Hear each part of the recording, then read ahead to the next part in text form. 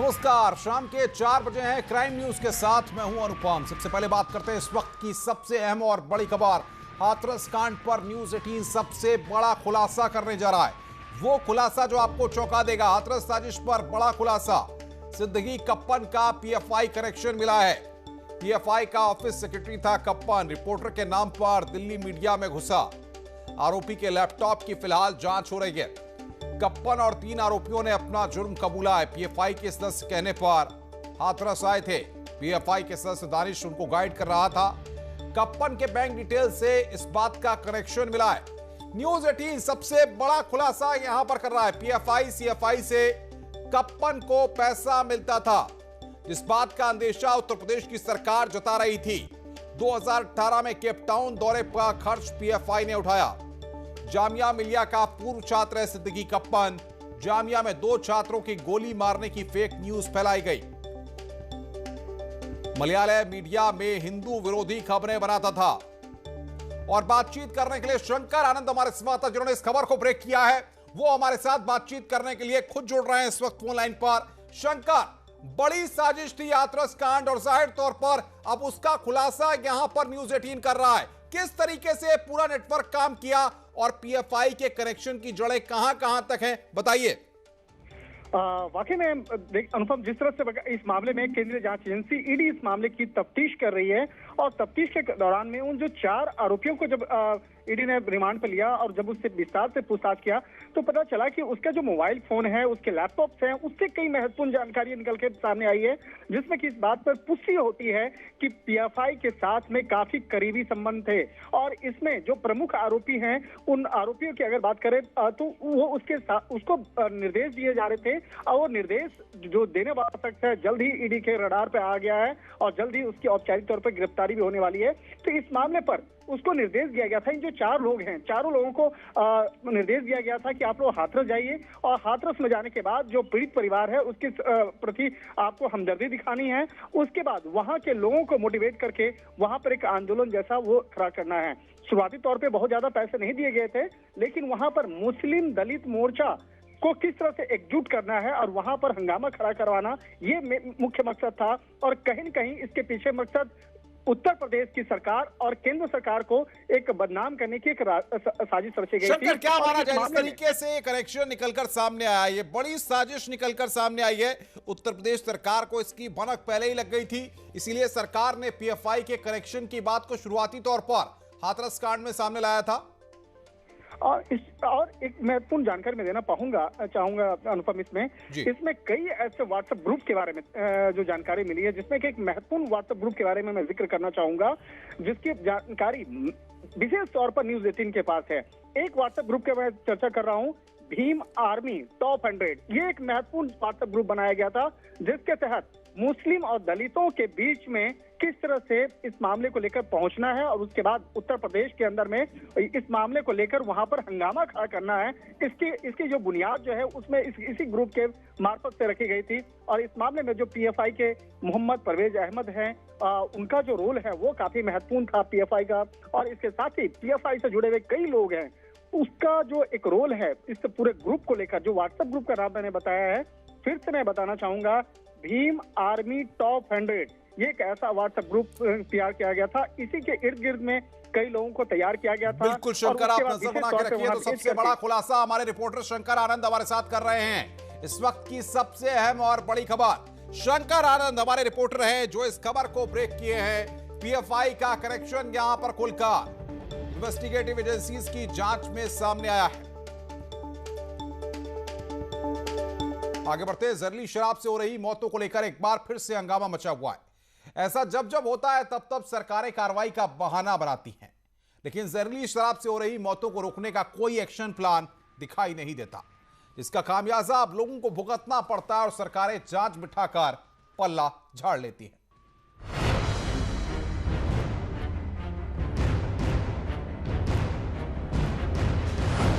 कोई मर जाए तो कहां किसी को फर्क पड़ता है। कुछ दिन उसके साथ उसके किस्सों को याद कर उसको याद कर लेंगे, लेकिन सिस्टम के लिए मरने वाला आदमी सिर्फ एक नंबर बनकर रह जाता है। अब तक प्रयागराज में 6 लोगों की जहरीली शराब पीने से मौत की खबर है। आप हम इनके जाने का दर्द कैसे महसूस कर पाएंगे कि उसके जाने और उसके चाहने वालों की जिंदगी में अब कितना खालीपन आ गया होगा। इस बात का अंदाजा नहीं लगा सकते। कुछ लोगों के लिए शराब मौत का बहाना बन जाएगी और कुछ लोग इस बात पर भरोसा कर लेंगे कि उसकी मौत शराब पीने से लिखी थी तो हो गई, और फिर वो कहावत कह देंगे कि होई वही जो राम रचि राखा। मतलब कोई इस बात पर भरोसा नहीं करेगा कि सिस्टम की नाकामी ने इन लोगों को मार डाला। ऐसा भी नहीं था कि सिस्टम को जहर बांटने के कारनामे का पता नहीं था। ये जो जिसका ठेका है, ये पहले से चोरी की शराब बेचते थे, इनके बाप भी बेचते थे। इनके ऊपर काफी मुकदमे दर्ज हैं। आबकारी के कई मुकदमे इनके ऊपर शराब और गांजा के दर्ज हैं, और ऐसी हालत में इनको ठेका मिल गया। 2-3 ठेका इनका है। सब जानते थे कि वो मौत का व्यापार करता है, आज नहीं बल्कि पीढ़ियों से यही पेशा रहा है। लेकिन सिस्टम की नाकामी को देखिए, सब कुछ सामने होते हुए भी शराब के ठेके उसके नाम कर दिए, जो सरेआम लोगों को मौत बांट रहा था। ये सच है कि किसी की मौत सरकार और सिस्टम के लिए सिर्फ नंबर होती है, लेकिन उन लोगों के परिवारों के दर्द को समझने की कोशिश कीजिए जिन्होंने अपने परिवार के एक हिस्से को खो दिया। अब भी 12 से ज्यादा लोग गंभीर हालत में अस्पताल में भर्ती हैं और प्रशासन अब जांच कर रहा है कि असल में वजह क्या थी। अब भी भरोसा नहीं हो रहा है कि मौत का व्यापार करने वाले ने मौत ही लोगों के हिस्से में बांटी है। घर घर पे भी ये चेक करवाया जा रहा है कि जिन लोगों ने भी शराब का सेवन किया था उनकी स्वास्थ्य की स्थिति यहाँ पर कैसी है। तो इसका भी एक व्यापक ड्राइव चलाया जा रहा है अभी इस समय पर, और अभी हम लोगों की कोशिश चल रही है कि यदि किसी की भी तबीयत खराब हो तो ऐसे लोगों को चिन्हित करके तुरंत उनका इलाज कराया जा सके। ऐसा नहीं है कि ये पहली बार हो रहा है, हर बार लोगों की जिंदगी के साथ खिलवाड़ होता है और फिर जांच का वही पुराना बहाना होता है। ये कुछ 2019 के आंकड़े हैं। जहरीली शराब से बाराबंकी में 12 लोगों की मौत हो गई थी, सहारनपुर में 64 लोगों की मौत हुई थी, कुशीनगर में 8 लोगों की मौत हुई थी और रुड़की में 26 लोगों की जान गई थी। लेकिन किसी को याद है कि इन मौतों पर शासन और प्रशासन ने क्या किया, किसे सूली पर चढ़ाया? लेकिन अब योगी सरकार प्रयागराज, लखनऊ और फिरोजाबाद में जहरीली शराब से हुई मौतों के लिए जिम्मेदार लोगों पर सख्त कार्रवाई करने का संदेश दे रही है।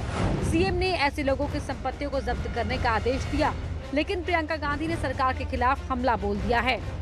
उन्होंने अपने ट्वीट में लिखा कि यूपी में लखनऊ, फिरोजाबाद, हापुड़, मथुरा, प्रयागराज समेत कई जगहों पर जहरीली शराब से मौतें हुई हैं। आगरा, बागपत, मेरठ में जहरीली शराब से मौत हुई थी।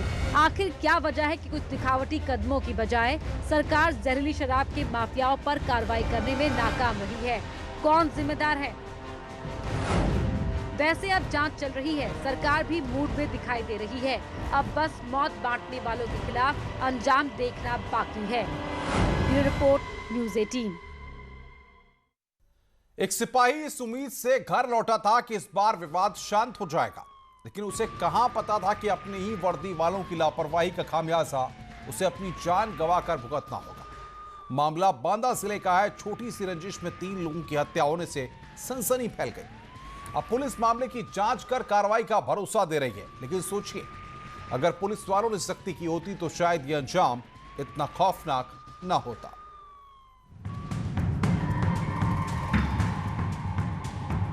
घर के बाहर का नजारा ऐसा कि देखकर कोई भी सहम जाएगा। जहां पुलिस अब खाक छान रही है, उसी घर के दरवाजे पर 3 लोगों को कुल्हाड़ी से काटकर मौत के घाट उतार दिया गया। इस खौफनाक मंजर को देखकर लोग डरे हुए हैं। इस वारदात से पहले पीड़ित परिवार ने थाने में शिकायत भी की थी, लेकिन पुलिस प्रशासन भी इस बात का अंदाजा नहीं लगा पाया कि आगे इस परिवार के साथ कुछ ऐसा होगा जिस पर विश्वास करना मुश्किल हो जाएगा। बांदा कोतवाली नगर क्षेत्र में ये 3 लोगों का हत्या की गई। वही पुराना नजरिया एक बार फिर यूपी पुलिस का चेहरा बेनकाब कर रहा है।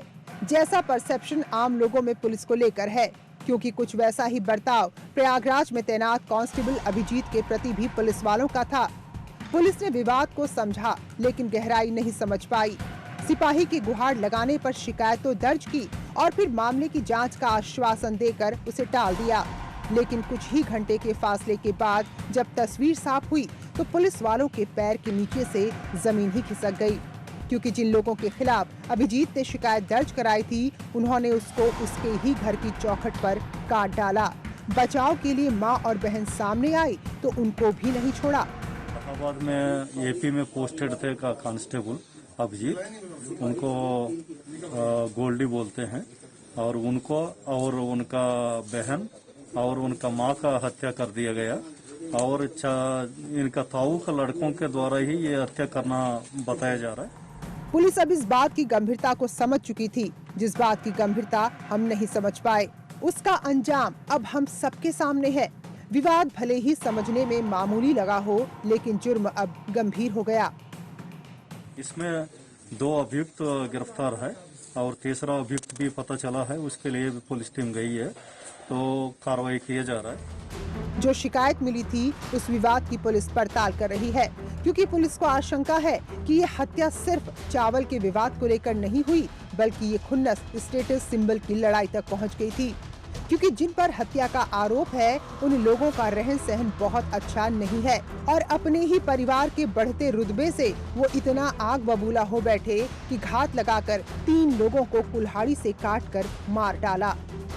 मूल विवाद मुझे ये प्रतीत हो रहा है, क्योंकि जो मृतक का घर में 2 लोग का नौकरी है, उनका घर भी अच्छा खासा घर बनी हुई है, और ये जो ताऊ का लड़के हैं, ये तो बिल्कुल एक झोपड़ी टाइप के जगह पर ये लोग रह रहे हैं। उनका रहन सहन भी उसी तरीके से है, वहाँ कोई किसी का नौकरी नहीं है, वो मजदूरी करते हैं।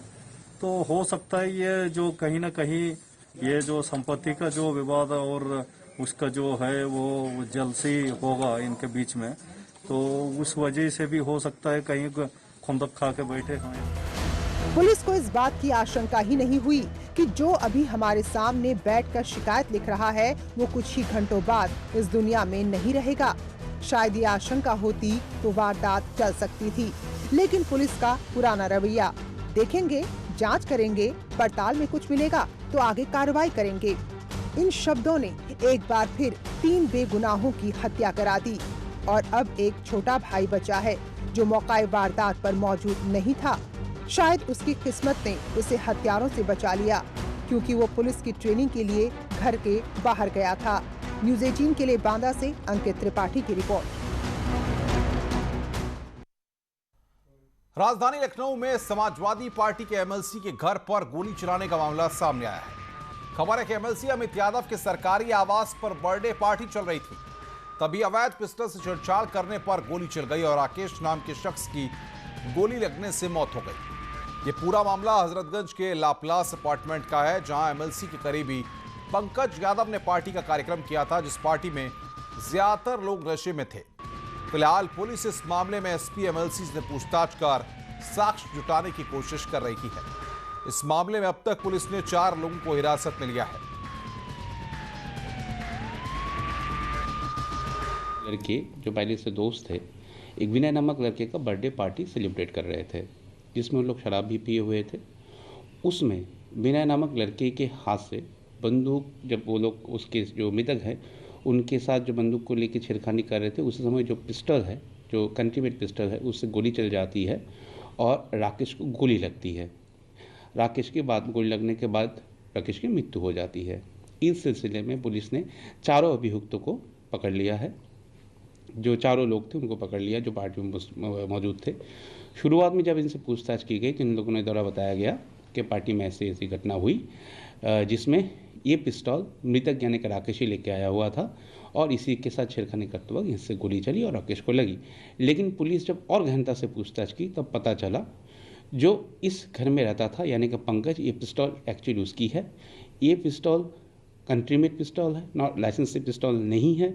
समाजवादी पार्टी से एमएलसी अमित यादव के फ्लैट में सनसनीखेज घटना हुई है। लाप्लास अपार्टमेंट के A201 नंबर फ्लैट में हत्या हुई है। एक राकेश नाम के शख्स की गोली मारकर हत्या की गई है। अमित यादव शाहजहांपुर से समाजवादी पार्टी के एमएलसी हैं। बताया जा रहा है उन्होंने इस फ्लैट में फिलहाल अपने एक परिचित संजय को बसा रखा था। संजय यहाँ पर थे, उनके साथ कुछ और उनके मित्र थे। रात को यहाँ पर एक बर्थडे पार्टी बताया जा रहा है हो रही थी। उसी दौरान जो भी शख्स यहाँ पर मौजूद थे उनमें आपस में कहासुनी हुई। एक पिस्टल, अवैध पिस्टल बताई जा रही है, जिसको लेकर छीना झपटी हुई है। उसी में मारपीट हुई है, गोली चली है और राकेश नाम के एक शख्स की जान चली गई है। अभी तक ये बात साफ नहीं हो पाई है कि समाजवादी पार्टी के एमएलसी अमित यादव मौके पर मौजूद थे या नहीं थे। पुलिस फिलहाल उनके करीबी संजय यादव को हिरासत में लेके पूछताछ कर रही है। लेकिन राजधानी लखनऊ के हाई सिक्योरिटी जोन में एक बड़ी वारदात हो जाती है और राजधानी में माननीयों को जो फ्लैट मिले हुए हैं उनमें किस तरह के लोग रह रहे हैं, माननीय खुद रह रहे हैं या नहीं रह रहे हैं, जो रह रहे हैं उनकी आम शोहरत क्या है, कैसे लोग उसमें रहते हैं, इन सब के ऊपर एक बड़ा सवालिया निशान जरूर लगता है। कैमरामैन एस के वर्मा के साथ ऋषभ मणि त्रिपाठी, न्यूज़ 18 लखनऊ। हरदोई से बड़ी खबर इस वक्त आ रही है। 2 तांत्रिकों के खिलाफ एफआईआर दर्ज कर ली गई है। तांत्रिकों पर तंत्र क्रिया के नाम पर धोखाधड़ी का आरोप लगा है। युवक की तहरीर पर एफआईआर दर्ज की गई है। तांत्रिकों ने बेटी की बलि देने की बात कही थी। पुलिस ने दोनों तांत्रिकों को गिरफ्तार कर लिया है। बेनीगंज कोतवाली इलाके का यह पूरा मामला है। बड़ी खबर इस वक्त की, युवक की तहरीर पर एफआईआर दर्ज की गई है। बेटी की बलि देने की तांत्रिकों ने बात कही थी। खबरें और भी हैं। फिलहाल एक ब्रेक के लिए, ब्रेक के बाद जल्द हाजिर होते हैं।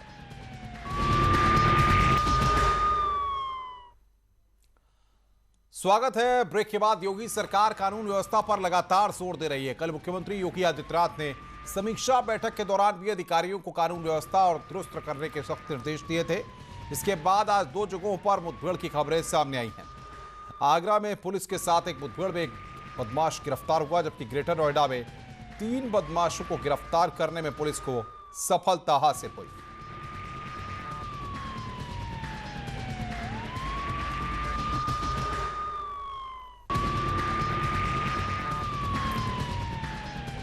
खबर आगरा से है, जहां पर महिला डॉक्टर की हत्या के आरोपी को पुलिस ने मुठभेड़ के बाद शुभम नाम के बदमाश को दबोच लिया। गोली लगने से घायल शुभम को अस्पताल में भर्ती कराया गया है। बदमाश ने थाना कमलानगर इलाके में महिला डेंटिस्ट निशा की घर में घुसकर चाकू घोंपकर हत्या कर दी थी। मामले से 2 बच्चे भी घायल हो गए थे। आज ये जानकारी मिली है कि थाना एतमादौला क्षेत्र में जो सस्पेक्ट था उसकी एक बाइक का नंबर हम लोग को, पुलिस को कुछ छानबीन से पता चला था। उस बाइक की तलाश की जा रही थी तो अचानक एक पर्टिकुलर निर्जन स्थान पर बाइक से जाते वक्त पुलिस की पार्टी ने उसको रोकने का प्रयास किया तो उसने पुलिस पे फायर किया और पुलिस ने जवाबी फायरिंग में जब बदमाश को रोकना चाहा तो बदमाश के संभवतः पैर पे गोली लगी है। जैसा कि मुझे टीम ने बताया है कि बदमाश को उपचार हेतु जिला चिकित्सालय भेजा गया है। मौके पे अभी एक बैग भी मिला है। फील्ड यूनिट को यहाँ पे तलब किया गया है। ग्रेटर नोएडा के दादरी इलाके में पुलिस और बदमाशों के बीच मुठभेड़ हुई, जिसमें 2 बदमाश गोली लगने से घायल हो गए। पुलिस ने मुठभेड़ के बाद 3 बदमाशों को गिरफ्तार किया है। पुलिस ने इन बदमाशों के पास से एक ट्रैक्टर, 2 तमंचे और कारतूस जब्त किया है। इन बदमाशों के ऊपर 1 दर्जन से अधिक चोरी, लूट और डकैती के मुकदमे दर्ज हैं। घायल बदमाशों को जिला अस्पताल में भर्ती कराया गया है। बाईपास अंडरपास के पास जो है एसओजी और दादरी पुलिस की बदमाशों से मुठभेड़ हुई है, जिसमें 3 बदमाश गिरफ्तार हुए हैं। 2 बदमाश के पैर में गोली लगी है। 1 बदमाश इमरान और पकड़ा गया है। इमरान पहले भी बुलंदशहर की पुलिस से मुठभेड़ में घायल हो चुका है। इनसे लूटा गया ऐसा ट्रैक्टर, 2 तमंचे, ढेर सारे कारतूस, मोबाइल फ़ोन बरामद हुए हैं। शातिर अपराधी हैं। अंबेडकर नगर से खबर है, यहां पर जिला अस्पताल में एक मुंचेरे की पिटाई की तस्वीरें सामने आई हैं। आरोप है कि इस युवक ने नर्स के साथ छेड़खानी की थी। यह युवक अस्पताल में ही काम करता है। आरोप के मुताबिक युवक ने नर्स के साथ छेड़छाड़ की, जिसके बाद कुछ लोगों ने युवक को वहां पर पकड़ लिया और उसकी पिटाई कर दी।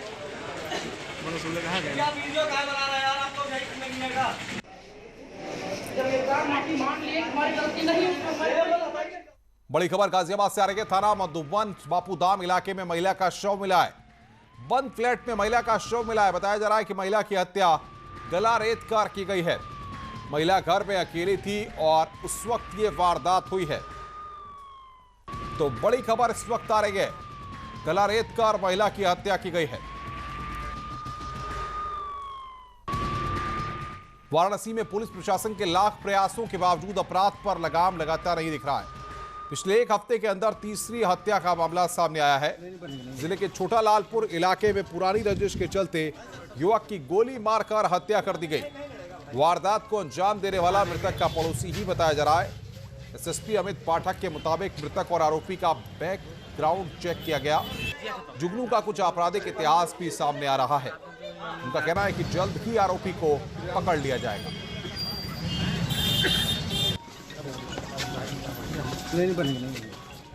बुलेटिन में फिलहाल इतना ही। खबरों का सिलसिला लगातार जारी।